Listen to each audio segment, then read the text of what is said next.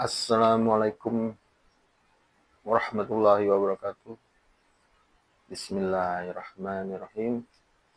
Sahabat online, kembali bertemu di channel ini, channel berbagi pengalaman, pengetahuan, kehidupan sehari-hari.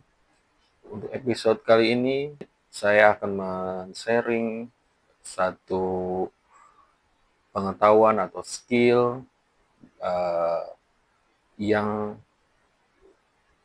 semestinya dimiliki oleh setiap individu muslim, yaitu tentang literasi keuangan dasar.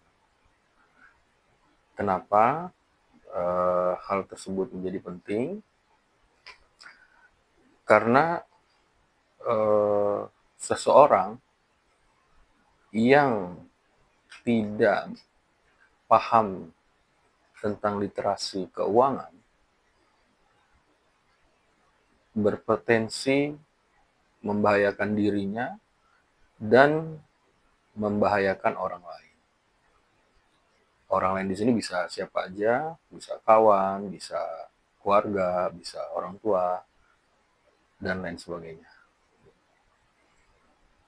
Untuk itu, sesuai pengalaman yang telah saya alami selama hidup sendiri maupun setelah berkeluarga, ternyata pemahaman tentang masalah keuangan ini menjadi penting di dalam kita menjalani kehidupan, baik sendiri maupun berkeluarga. Setidaknya setiap orang, kalau dalam keyakinan Muslim, semua orang itu atau makhluk sudah dijamin rezekinya oleh Allah Subhanahu wa taala. Pasti akan mendapatkan rezeki atau income atau pemasukan. Bisa lewat bekerja, mungkin bisa pemberian, dan lain sebagainya. Yang jelas sesuatu yang halal. Nah, kalau setiap diri atau setiap orang memiliki pendapatan besar atau kecil, maka selanjutnya dia harus belajar tentang cara mengelola keuangan dari pendapatan yang didapatkannya, supaya dia bisa mengambil keputusan-keputusan yang tepat atas keuangan yang dimilikinya. Nah, keuangan ini kita perlukan untuk beberapa hal. Setelah kita mendapatkan pemasukan, untuk mengelolanya, setidaknya kita ada beberapa hal yang harus kita poskan atau kita alokasikan setelah kita punya pemasukan atau pendapatan.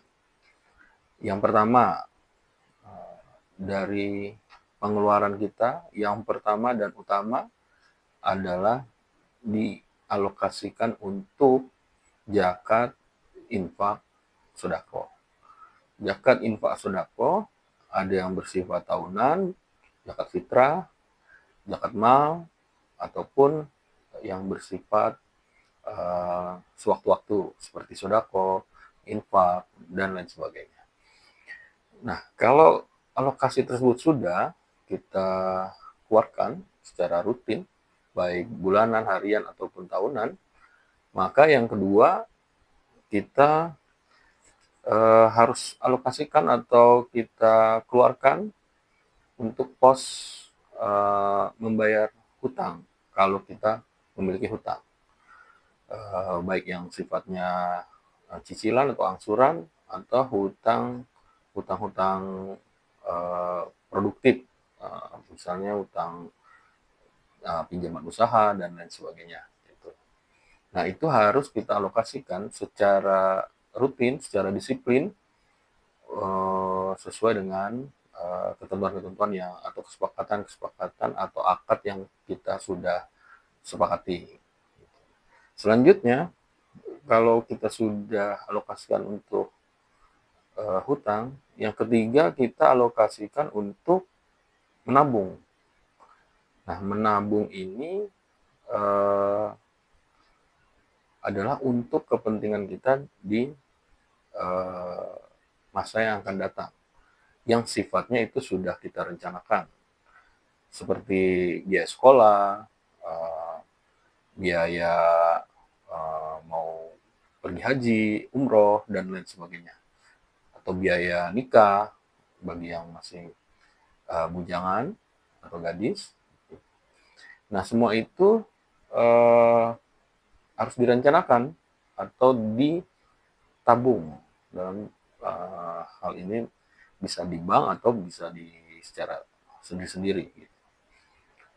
Nah, ini harus dilakukan dengan jalan disisihkan secara sengaja atau disiplin dengan menyisihkan tadi. Nah, kalau kita sudah bisa dari pendapatan kita sisihkan sebagian untuk menabung, berapapun persentasenya, yang berikutnya adalah kita alokasikan untuk investasi. Nah, investasi sedikit berbeda dengan menabung, gitu. Walaupun ada kesamaannya. Jadi menabung dan dengan investasi itu kesamaannya adalah sama-sama dengan sengaja disisihkan. Tapi dalam perbedaannya ada dalam penempatannya. Kalau investasi itu adalah lebih dominan penempatannya untuk mengembangkan uang yang kita miliki ke sektor-sektor investasi yang tentunya sesuai syariah, entah di logam mulia, entah di properti, tanah, dan lain sebagainya. Nah, kalau menabung itu kita tidak bisa mengatasi yang namanya inflasi atau kenaikan. Nah, kalau investasi itu bisa untuk mengatasi inflasi. Seperti itu. Kurang lebih persamaan dan perbedaannya.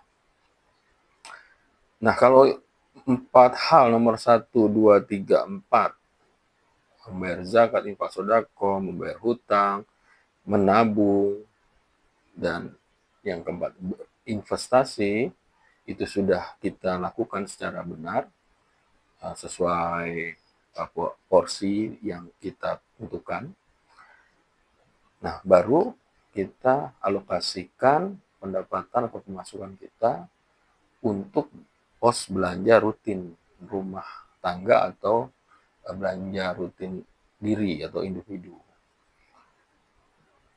untuk kebutuhan hidup kita sehari-hari atau bulanan.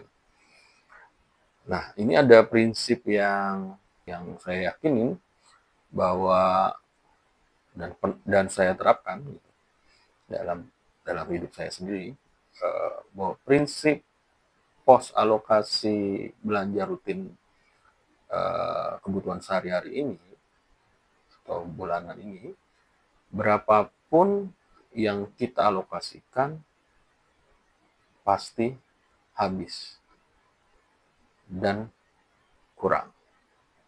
Nah, itu prinsipnya dalam konteks alokasi belanja rutin yang saya yakini. Kalau kelima hal itu sudah bisa kita praktekkan sesuai dengan pemahaman kita, mudah-mudahan itu berguna untuk diri kita dalam menjalani kehidupan supaya kita tidak mengalami kesulitan-kesulitan keuangan dan terhindar dari sikap hidup boros. Nah, terakhir mungkin dalam kesempatan sharing ini, Al-Quran, kita diingatkan oleh Allah melalui Al-Quran di surat Al-Isra ayat 26-27 yang kurang lebih artinya, dan berikanlah haknya kepada kerabat dekat, juga kepada orang miskin, dan orang yang dalam perjalanan, dan janganlah kamu menghambur-hamburkan hartamu secara boros. Sesungguhnya orang-orang yang pemboros itu adalah saudara setan, dan setan itu sangat ingkar kepada Tuhannya. Nah, itu salah satu petunjuk atau peringatan buat kita untuk bisa membuat anggaran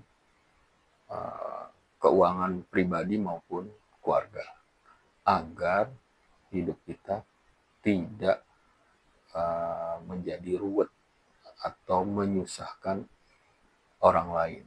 Itu saja. Semoga bermanfaat sharing literasi keuangan dasar ini atau keuangan yang sederhana ini. Mudah-mudahan bisa menjadi pegangan atau panduan yang bisa kita terapkan dalam kehidupan kita sehari-hari. Terima kasih, sahabat online.